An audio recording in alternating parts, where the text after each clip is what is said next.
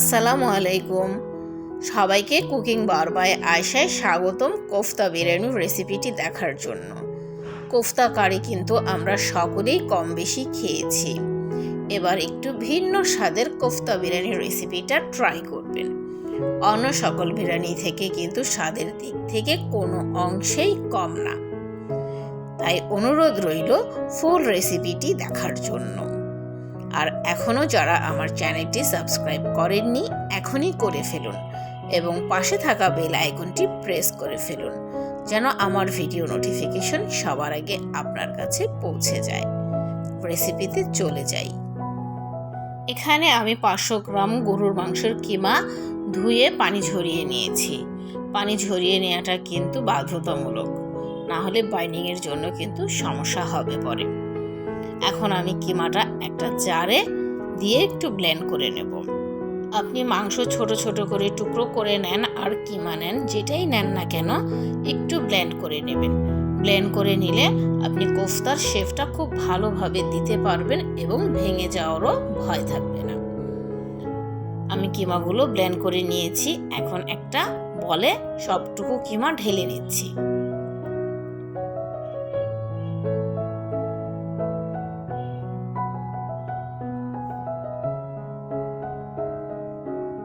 আমি একটু হাত দিয়ে দেখাচ্ছি, দেখেন কিমাটা কতটুকু মিহিন করেছি। এখন এক এক করে মশলাগুলো অ্যাড করে নেব। হাফ চামচ হলুদের গুঁড়া, 1 চামচ লাল মরিচের গুঁড়া, হাফ চামচ জিরার গুঁড়া, হাফ চামচ ধনিয়া গুঁড়া, স্বাদ মতো লবণ, 1.5 চামচ আদা রসুন পেস্ট। আদা রসুন পেস্টটা আমি একসাথেই করে নিয়েছিলাম এবং 1/4 চা চামচ মিক্সড গরম মশলার গুঁড়া,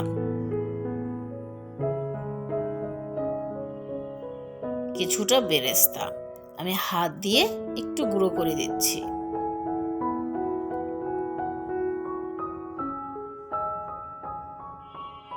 ধনেপাতা কুচি, পুদিনা পাতা কুচি,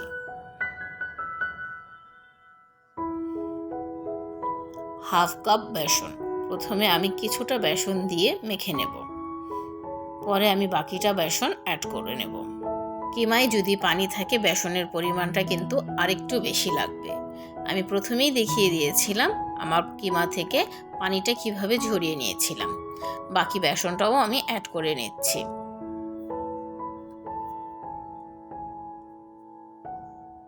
খুব ভালো করে মিক্সড করে নিতে হবে। ঘিটা অ্যাড করতে ভুলে গিয়েছিলাম, এখন আমি 1 চা চামচ ঘিটাও অ্যাড করে নেব। এতে করে কোফতার ফ্লেভারটা কিন্তু অসাধারণ আসবে।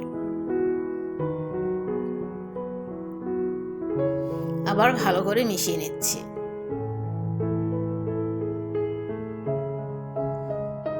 আমি হাতে সামান্য একটু ঘি মেখে নিচ্ছি আর এখান থেকে অল্প করে নেব আর বল আকারে কোফতাগুলো তৈরি করে নেব। আমি বেশি ছোটও করব না, বেশি বড়ও করব না, ঠিক মিডিয়াম আকারে। দেখতে দেখতে কিন্তু কোফতাগুলো আমার তৈরি হয়ে গিয়েছে। এখানে আমার 30টা কোফতার মতন হয়েছে। এখন আমি কোফতাগুলো ভাজার জন্য চলে যাব।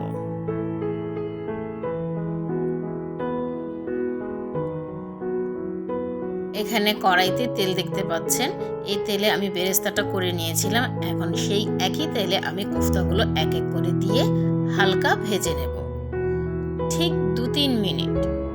এর চেয়ে বেশি আর ভাজবো না, যেন হালকা উপরে একটা কালার চলে আসে। একটু নেড়ে চেড়ে ভেজে নেব যেন চারো সাইডেই কালারটা চলে আসে। কোফতাগুলো ভেজে নিলে কি হবে, ভাঙার কোনো চান্স থাকবে না আর খেতেও অসাধারণ লাগে। কোফতাগুলো আমার ভাজা হয়ে গিয়েছে। এখন আমি একটা প্লেটে তুলে নিচ্ছি।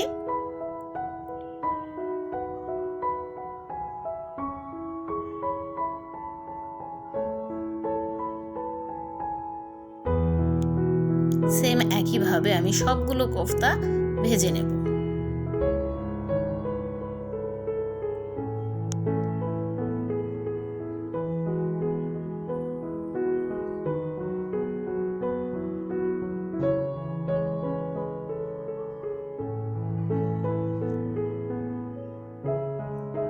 কোফতাগুলো কিন্তু সবগুলো ভাজাই হয়ে গেছে।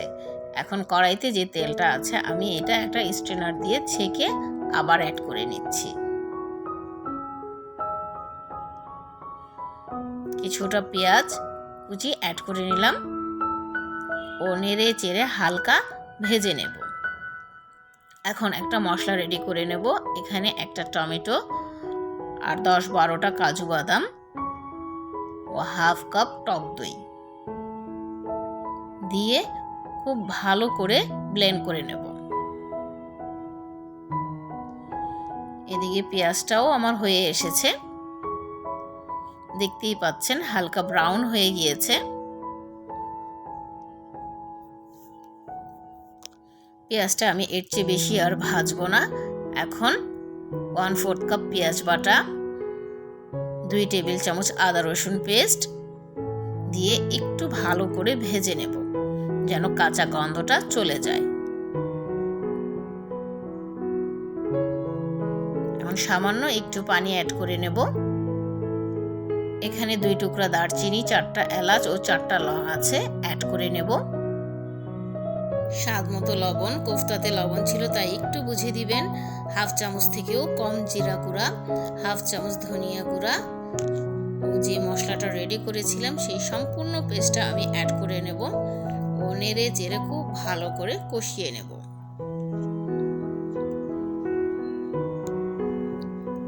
দেখতেই পাচ্ছেন মশলা থেকে অনেক তেল বের হয়ে এসেছে, তার মানে মশলাটা কষানো হয়ে গিয়েছে। এখন সবগুলো কোফতা অ্যাড করে নিচ্ছি। কোফতাগুলো মশলার সাথে নেড়ে চেড়ে ভালো করে মিশিয়ে নেব।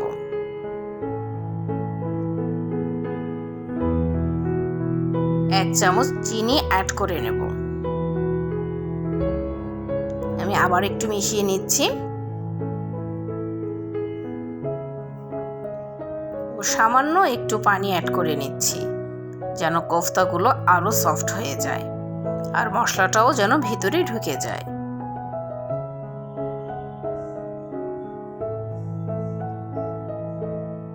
এখন ঢাকনা দিয়ে ঢেকে দেব এবং লো আঁচে কিছুক্ষণ রান্না করে নেব ঢাকনা খুলে খুলে। অবশ্যই কিছুক্ষণ পর পর নেড়ে দিতে হবে কারণ আমি টক দই ইউজ করেছি। টক দই ইউজ করলে কিন্তু নিচে দিয়ে লেগে যাওয়ার ভয় থাকে, তাই ঢাকনা খুলে খুলে কিছুক্ষণ পর পর একটু নেড়ে দিতে হবে।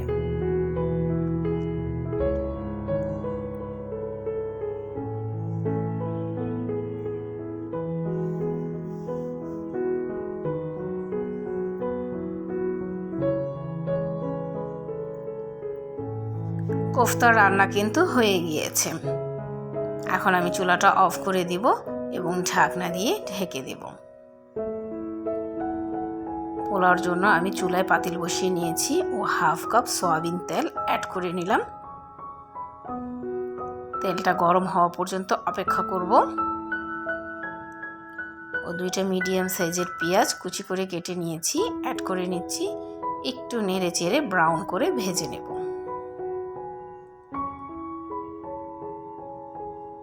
পেঁয়াজটা আমার বেরেস্তা হয়ে গিয়েছে, এখন আমি তুলে নিব। অর্ধেকটা তুলে নেব আর বাকি অর্ধেকটা পাতিলেই থাকবে। এখন আমি পানিটা অ্যাড করে নিচ্ছি। পানিটা এমন পর্যায়ে অ্যাড করবেন চালের ডাবল পানি হবে।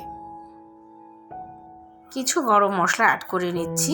4-5টা লং, 4টা সবুজ এলাচ, একটা বড় এলাচ, 2-3 টুকরা দারচিনি, 2টা তেজপাতা, সামান্য শাহি জিরা ও 10-12টা কাবাব চিনি অ্যাড করে নিলাম।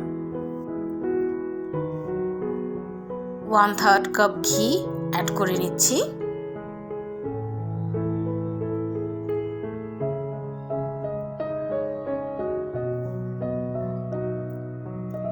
1/4 কাপ লিকুইড দুধ অ্যাড করে নিচ্ছি।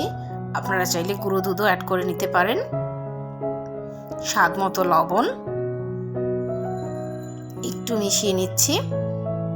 অপেক্ষা করব পানিটা বলক আসা পর্যন্ত। এখানে আমি 3 পা চাল নিয়ে নিয়েছি।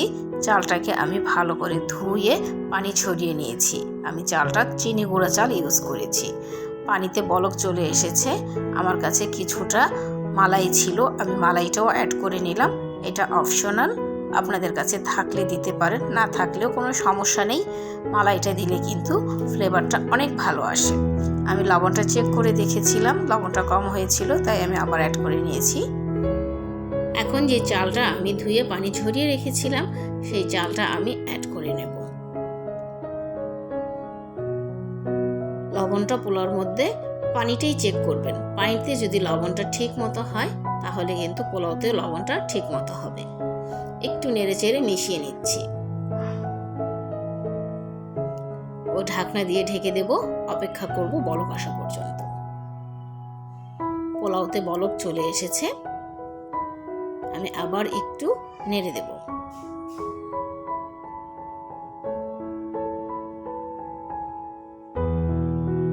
এখন আমি আবার ঢাকনা দিয়ে ঢেকে দিব। 5 মিনিটের জন্য অপেক্ষা করব। 5 থেকে 6 মিনিট, এর বেশি সময় আর লাগবে না। চুলার আঁচটাও একেবারে লোতে করে নেব। ফিরে এলাম 5-6 মিনিট পর। দেখেন, দেখাই যাচ্ছে কিছুটা পানি আছে এবং অনেকটাই পানি টেনে নিয়েছে, মানে চালটা যখন ভিজা ভিজা থাকবে। ঠিক এই সময় আমি পাতিল থেকে বেশি অর্ধেক চাল আরেকটা বলে তুলে নেব।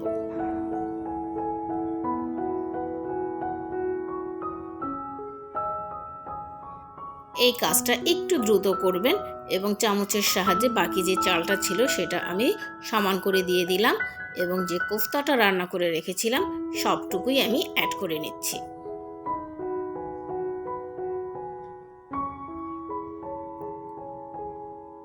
এবং চারো সাইডে দিয়ে দিচ্ছি পোলাওর। ভিডিওতে দেখতেই পাচ্ছেন কিভাবে করছি।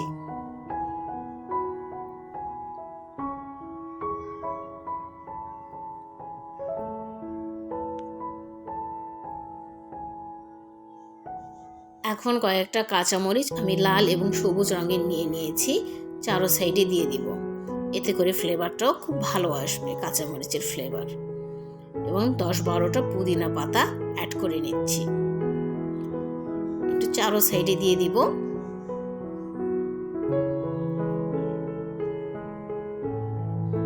এবং বাকি যে চালটা তুলে রেখেছিলাম সেই চালটা সবটুকুই আমি দিয়ে দিব।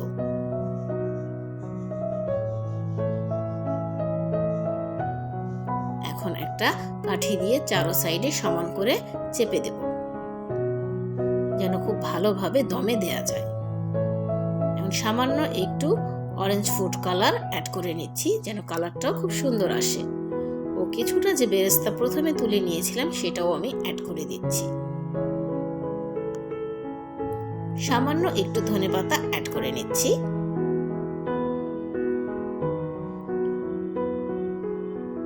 এখন ঢাকনা দিয়ে ঢেকে এভাবে আমি 20 মিনিট দমে রাখবো। ফিরে এলাম 20 মিনিট পর। দেখেন, দেখতেই কতটা অসাধারণ লাগছে। আমি একটু নেড়ে দিচ্ছি, উপরেরটা নিচে এবং নিচেরটা উপরে। পোলাওটা কিন্তু আমার পুরাই রেডি। দেখেন, দেখেই বোঝা যাচ্ছে কতটা ঝরঝরে হয়েছে।